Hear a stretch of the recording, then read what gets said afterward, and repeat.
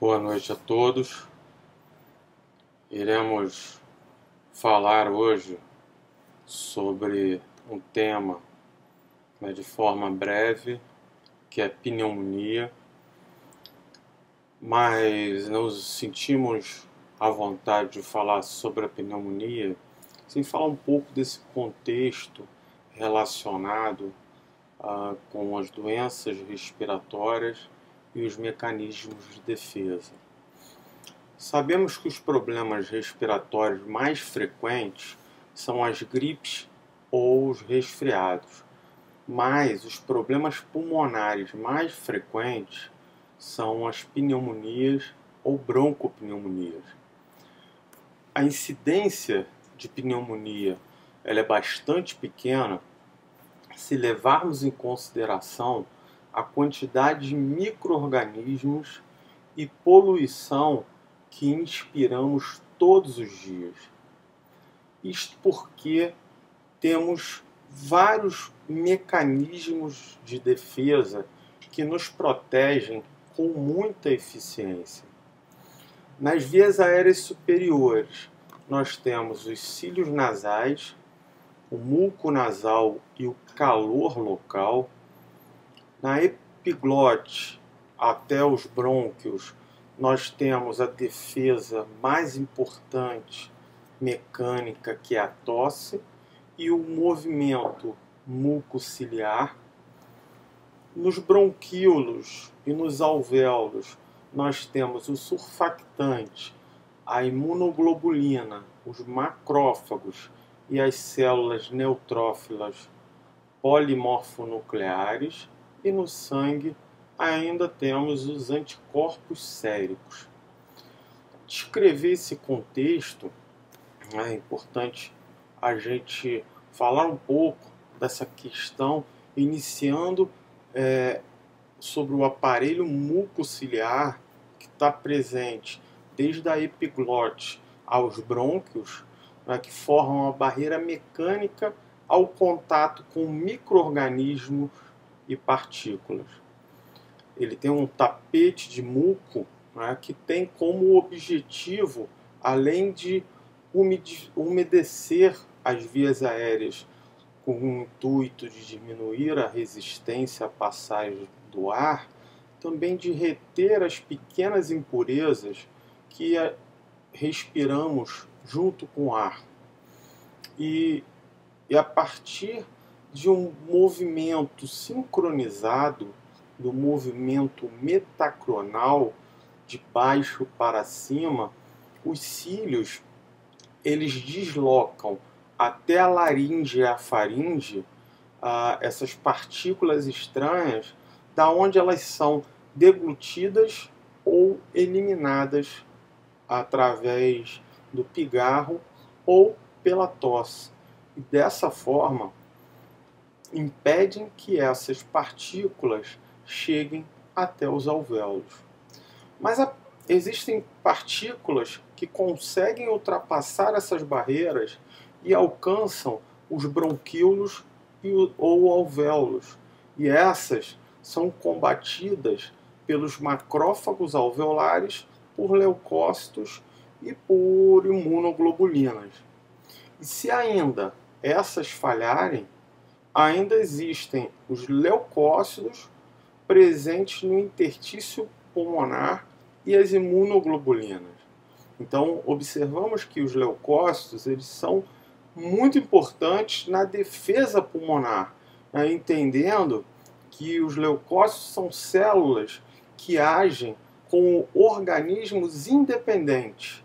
Então, eles são capazes de se locomoverem através de estímulos químicos e capturarem por conta própria e absorverem outras células e patógenos. Os leucócitos eles são produzidos pela medula óssea e na corrente sanguínea eles patrulham todo o organismo, sendo atraídos por locais onde existam a agressão, por algumas proteínas, que são as citocinas e as interleucinas, né? Então, os leucócitos, né? Também os neutrófilos, eosinófilos, basófilos, monócitos e linfócitos, esses últimos aí importantíssimos, porque eles produzem a substância principal que vem a compor a imunidade humoral ao indivíduo, que é a imunoglobulina, né? E a imunoglobulina, ela chega à secreção brônquica por simples difusão. E no pulmão, nós temos 3 tipos importantes de imunoglobulina. A imunoglobulina A, que são imunoglobulinas secretoras, que são elaboradas na superfície da mucosa com uma atividade antibacteriana e antiviral. E a imunoglobulina G e a imunoglobulina M, chamado de GG e IgM, que também defendem o pulmão por sua atividade opsonizante e por estimular a cadeia de complemento. Então, elas originam também agentes de quimiotaxia para os leucócitos. Então, elas também atraem um leucócito para a região de agressão pulmonar. Então, esse sistema é um sistema muito importante, e quando existe a ocorrência, né, de falha de um desses fatores, então aí sim há uma predisposição à multiplicação das bactérias dentro do aparelho respiratório, proporcionando assim o surgimento da infecção.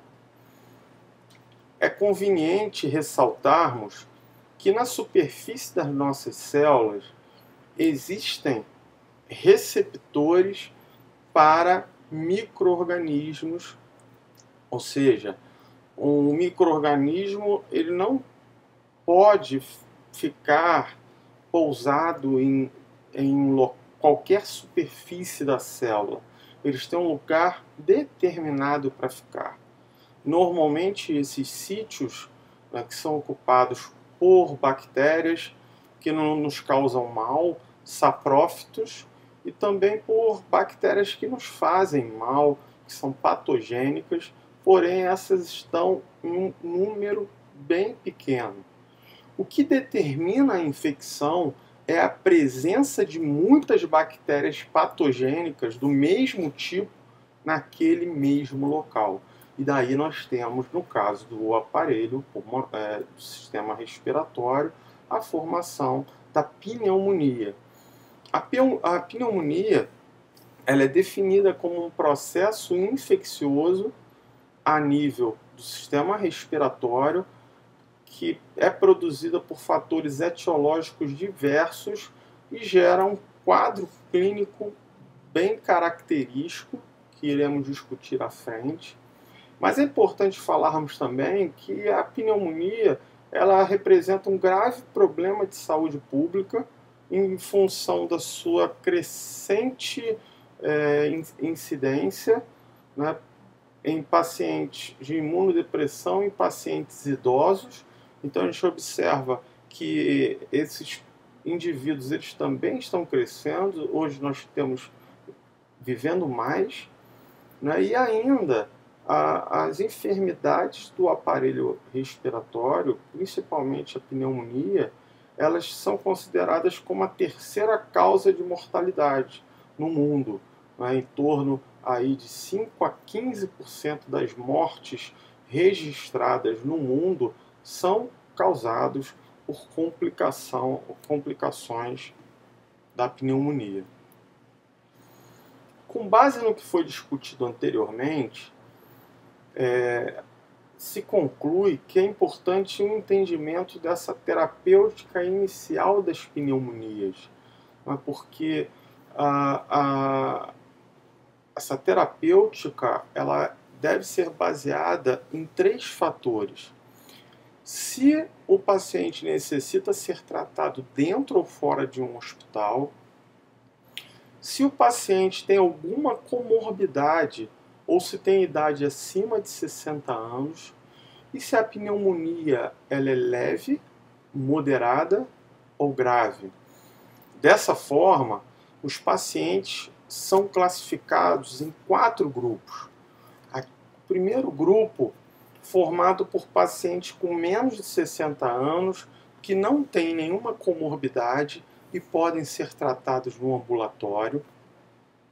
Os pacientes com mais de 60 anos, com comorbidade e que podem ser tratados ambulatorialmente. O terceiro grupo, de pacientes que necessitam de hospitalização, e o critério de hospitalização ele é individualizado, reconhecendo assim que os pacientes habitualmente que são internados, eles têm uma idade mais avançada e têm comorbidades associadas. E nesse caso é importante falar que na avaliação inicial dos pacientes com pneumonia, são muito importantes a avaliação de alguns critérios. O primeiro seria a verificação de saturação periférica de oxigênio antes do uso do O2, e nesse caso se observa se o paciente tem uma saturação periférica menor que 90%. O segundo critério seria a avaliação através de uma gasometria arterial para analisar o nível da pressão parcial arterial de oxigênio desse indivíduo e observar também o exame físico desse paciente em relação ao seu padrão atual respiratório. Nós temos dois tipos de pneumonia muito importantes, que é a pneumonia comunitária e a pneumonia nosocomial ou hospitalar. A pneumonia comunitária é uma infecção pulmonar que pode ser grave e que se contrai fora do hospital, ou o germe ele se encontra incubado e só vem a manifestar as suas complicações nas primeiras 48 horas de internação hospitalar, normalmente provocando sintomas nesse período como febre alta e dor no peito. Esses sintomas iniciam nesse período de 48 horas pós-internação. E a pneumonia nosocomial ou hospitalar. Nesse caso, é um tipo de pneumonia que acomete os indivíduos dentro do ambiente hospitalar, posterior a 48 horas de sua internação.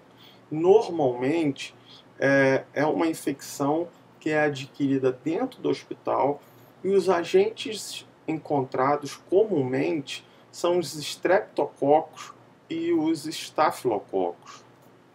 Nós podemos classificar a pneumonia também quanto a seu aspecto radiológico.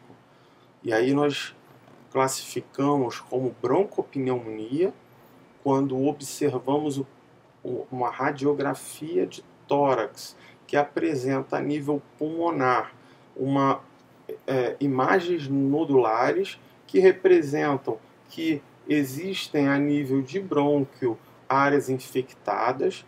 É muito comum pós-resfriados, e essa imagem ela é acompanhada de infiltrados pulmonares.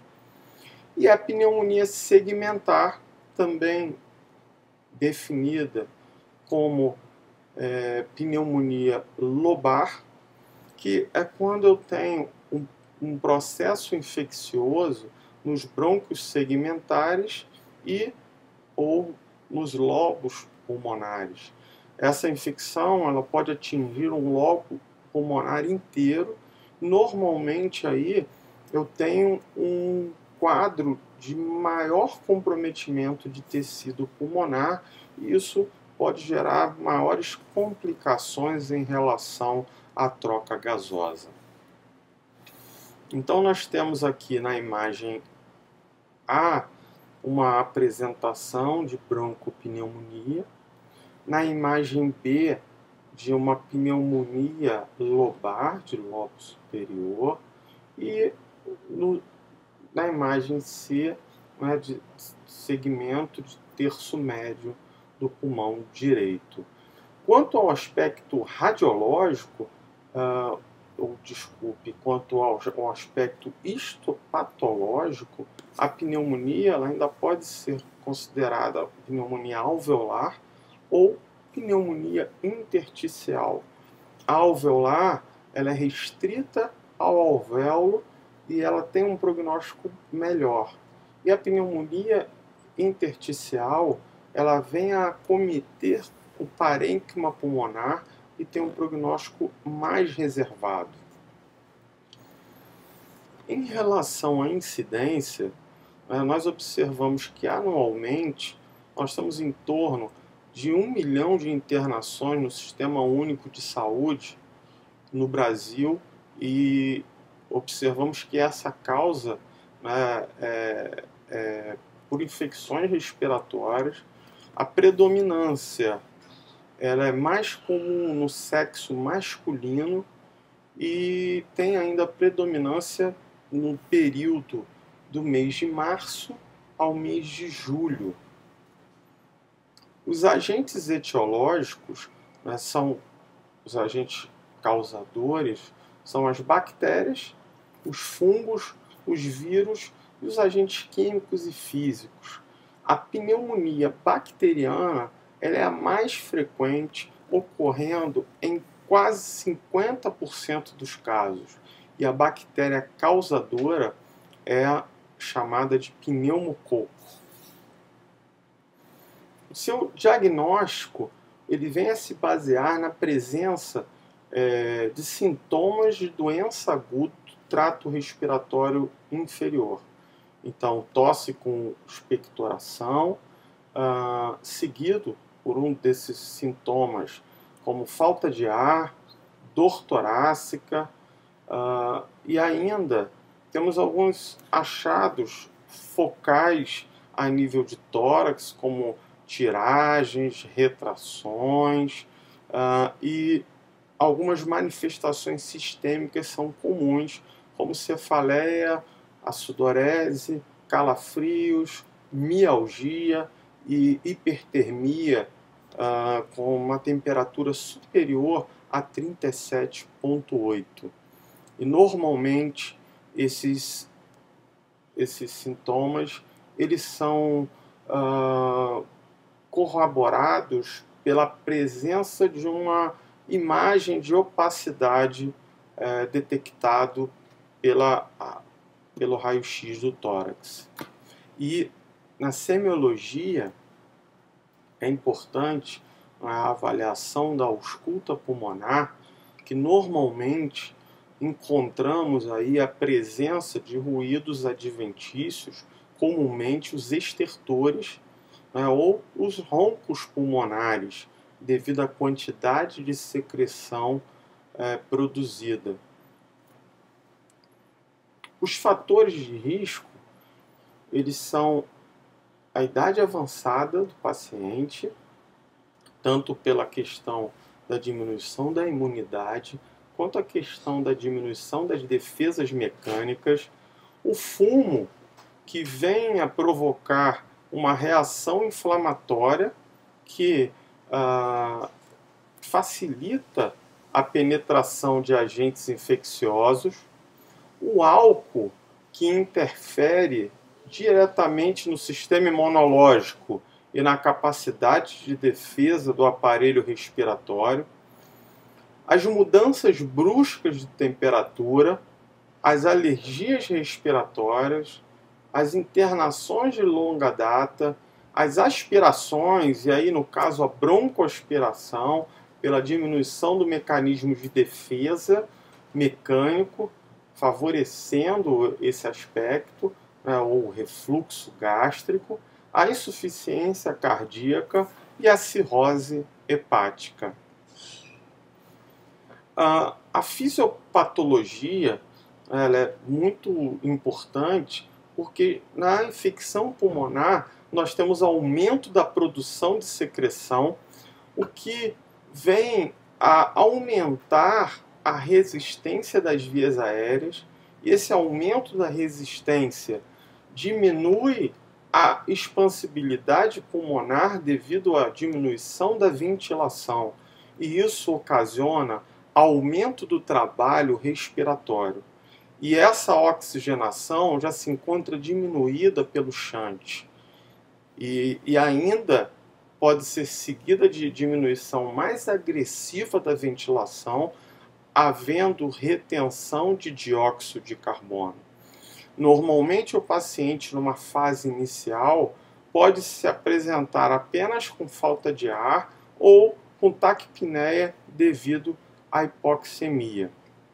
E numa fase avançada, o paciente tem uma hiperventilação, né, que pode evoluir para uma insuficiência respiratória aguda, caso não seja precocemente diagnosticado e iniciado o tratamento adequado. A fisioterapia ela é fundamental nesses casos e é importante que a gente defina o que é a fisioterapia.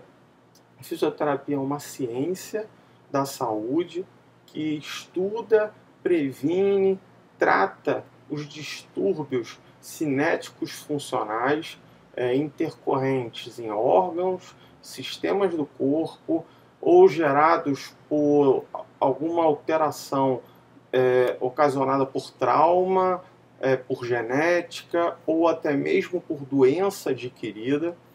E ela vem a se fundamentar em ações mecânicas e terapêuticas próprias, que são sistematizados a partir do estudo da biologia, da morfologia, da fisiologia, da fisiopatologia, da bioquímica, da biomecânica, da cinética, da sinergia funcional do sistema, de todos os sistemas de órgãos do corpo humano. Então, nesse caso, o profissional formado em fisioterapia, né, ele é chamado de fisioterapeuta. E para o tratamento das patologias respiratórias, existe uma especialidade chamada fisioterapia respiratória.